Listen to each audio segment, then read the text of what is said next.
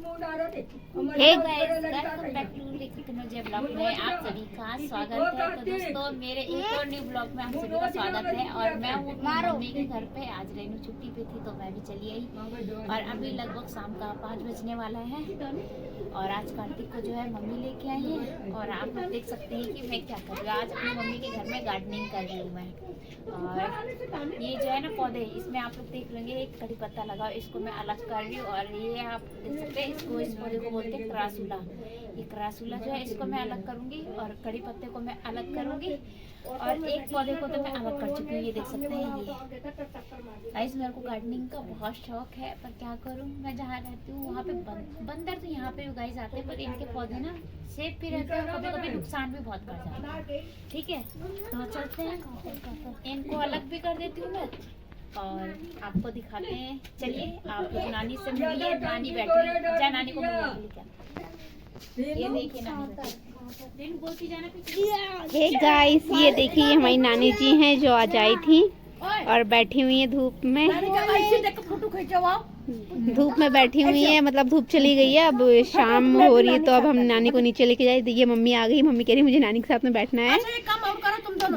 बैठना है। झंडा टांग दो, झंडा उधर झंडा हम दे देंगे। हाँ, मम्मी खाटू श्याम गई हुई थी तो वो झंडा लेकर आई है, तो वो कह रही कि मैं डंडा देती हूँ और उसमें ना आप झंडा लगा दो, छतों पे झंडा लगा दो। देखो हर्षु कहाँ बैठा हुआ है। ये दोनों लड़ाई कर रहे हैं आज। दोनों ही लड़ाई कर रहे हैं दोनों। बड़ा बदमाश। देखिए ये कड़ी पत्ता जो है अलग हो गया। ये ना जगह छोटे गमले की वजह से ना ये ग्रो नहीं कर रहा था। और ये क्रासूला जो है अब बड़े गमले में लगा देंगे और उसके बाद बड़े गमले में ये भी लगा देंगे। तब तक आप लोग कंटिन्यू ब्लॉग में बने रहिए। इनको शिफ्ट करके तब मैं आपसे मिलती हूँ। सो गाइस मैं पौधे जो है सब में सेटलमेंट कर चुकी हूँ और मैं आपको दिखाती हूँ कि कौन कौन से पौधे मैंने सेटलमेंट करे। एक आपने कड़ी पत्ता तो देख लिया था, ये देख सकते हैं आप लोग। अलग करके दिखाती हूँ। ये कड़ी पत्ता और इसमें एक और पौधा है, ये अलग किया है। और ये क्रासूला है, ये अलग किया है। और बाकी जो है ये क्रासूला है, ये भी अलग किया है मैंने। ठीक है, इसके अलावा मैं आपको दिखाती हूँ क्या मैंने अलग किया है।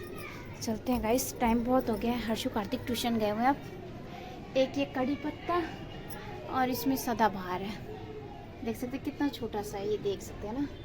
और एक ये क्रासूला है। ये सारे मैं अलग कर चुकी हूँ। तो चलते नीचे, मम्मी से मिलाते हैं आपको।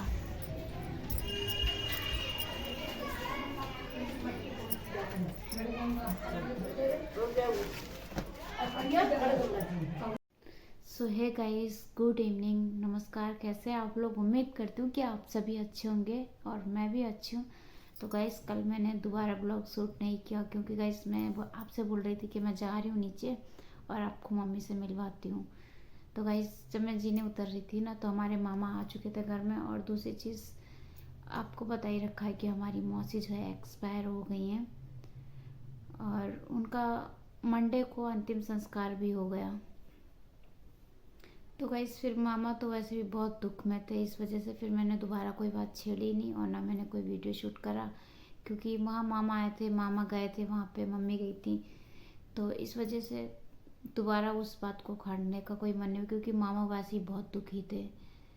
और गाइस उनका जो है अंतिम संस्कार वगैरह बहुत अच्छे से हुआ। दामाद बेटी जो थे अच्छे से उन्होंने किया, पर क्या फ़ायदा ऐसा इतना अच्छा करने से, क्योंकि जब वो जीवित में 15 दिन पहले आई थी, 28 तारीख को वो यहाँ आई थी दिल्ली में। उनको भर्ती किया, 1 हफ्ते तक वो हॉस्पिटल में रहीं। ठीक है, उसके बाद वो डिस्चार्ज करा के घर ले गए। अगर यही चीज़ पहले कर लेती उनकी बेटी, क्योंकि हमारी मौसी के जो एक बेटी और एक बेटा था, बेटा जो है ना थोड़ा मानसिक संतुलन वैसे तो ठीक है, थोड़ा दिमाग से थोड़ा सा हल्का सा खराब है, तो इस वजह से वो गांव में अपना गुजर बसर करती थी, खेती बाड़ी करके, मजदूरी वगैरह करके, ऐसे ही गुजारा चल रहा था उनका। तो ये चीज़ तो उनकी बेटी को ख्याल रखना चाहिए कि उनकी माँ किस हालत में बीमार है, कितने दिन से दवाइयाँ चल रही हैं, क्यों चल रही हैं, उनको लेके आ जाती। और गाइस जब यहाँ डिस्चार्ज करा लाई ना तो उनका बोल बंद हो गया था, क्योंकि वो मम्मी को और मामा को फ़ोन कर करके सुनाती रहती थी कि तुम लोग तो ये भी नहीं हो कि 50-50 हज़ार रुपये दे दो, मैंने 1 लाख रुपए लगा दिया, मैंने 50,000 रुपये लगा दिया। तो मम्मी की उनसे थोड़ी बहसबाजी हो गई थी उनके दमाद से कि अगर तुमने 1 लाख रुपये लगाया या 50,000 रुपये लगाया, किसके लिए लगाया? अगर उनका कोई बेटा नहीं है, वो संपत्ति जो उनके पास में है वो कौन लेगा? आप लोग लोगे तो आप लोगों का। और फिर उनकी बेटी, ये पहला हक उनकी बेटी का बनता है। अच्छा खासा बेटी कमा रही, दामाद कमा रहा है, उसके बेटे दोनों कमा रहे हैं, तो पहला हक उनका बनता है कि वो अपने मतलब सास का इलाज कराए, अपनी माँ का वो बेटी इलाज कराए। तो इस वजह से मुझे लग रहा है ना, वो घुट घुट के ना, हमारी मौसी जो अपने बेटी दामाद के घर में गई थी ना, तो वो रोती रहती थी रजाई ओढ़ ओढ़ के। और उनको ना गम इतना बैठ गया ना कि वो चली बसी, क्योंकि उनकी बोली बंद हो गई थी। उसी दिन शनिवार रात में फ़ोन आ गया कि मामा आ जाना, मम्मी की तबीयत बहुत ख़राब है। तो हमारे मामा गए, संडे को मिल के आए, और संडे को शाम तक की रुके हैं, 8 बजे तक की, 8-9 बजे वहाँ से निकले, 8 बजे करीब, तो यहाँ 10 बजे तक पहुँचे आके। और 10 बजे के पता चला है कि 12:30 बजे रात में उन्होंने दम तोड़ दिया।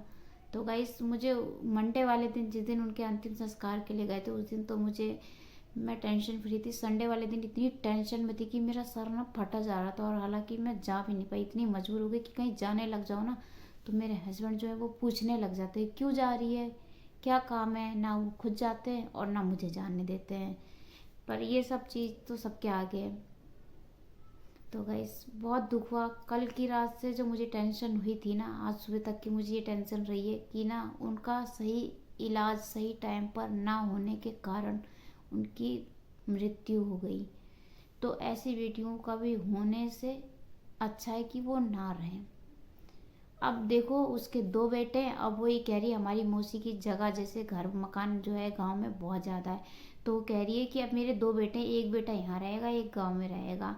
और कहीं उनकी खेती, वो 2 बीघा खेती है, बाकी की 3 बीघा खेती उनकी जो थी, उनके हस्बैंड से किसी ने गाँव में अंगूठा लगवा के कोरे पेपर पे कि चलो मैं तुम्हें दवाई दिलवाने। हमारे मौसा अनपढ़ ठहरे, तो कह रहे कि ठीक है चलो दवाई दिला लो। वो गए, घर के ही थे उनके खानदानी के लोग, और कह रहे कि यहाँ अंगूठा लगाओगे ना तब तुम्हें दवाइयाँ वहाँ डॉक्टर लोग देखें। तो उन्होंने, उनको नहीं पता था, उन्होंने अंगूठा लगा दिया और वो खेती बाड़ी कब्जा करके बैठ गए। और हमारी मौसी बेघर हो गई, बिल्कुल समझ लो घर ही रह गया था। एक जगह की 2 बीघा खेती बची, 3 बीघा जो खेती थी वो उन्होंने अपने नाम करवा ली। तो बस ऐसी ऐसी उनकी कहानी थी। और आज हमारे मामा जो हैं गढ़गंगा गए हैं, उनके दामाद और भी बहुत सारे लोग हैं जो गढ़गंगा गए थे। तो सुबह हमारे मामा यहाँ से 6 बजे निकल गए थे, 8 बजे का टाइम था, गढ़गंगा गए। और वो थोड़ी सी क्लिप में ज़रूर डालूंगी, तो आप लोग ज़रूर देखना। और आप लोगों से आशा है कि आप लोग उनकी आत्मा की शांति के लिए भगवान से प्रार्थना करेंगे। ठीक है, जो भी आप भगवान को मानते हो तो उनसे प्रार्थना करना कि उनकी आत्मा को मुक्ति मिल जाए। तो गाइस, ये है मेरा ब्लॉग। उम्मीद करती हूँ कि आज का ब्लॉग आपको पसंद। ये मिठाई रख चंदा तुम दे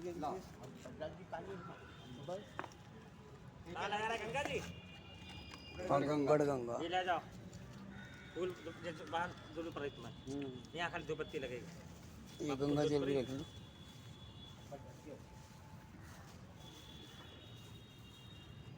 संस्कार करने की है ना। हाँ, ये लड़का है। समझाते जाओ ना, तुझे चढ़वा दूंगा यहाँ डाल। ओम पूर्णम ओम प्रहम ओम पुष्पम ओम पुष्पम ओम पुष्पम, बताता रहना इनको। चढ़वा दूंगा।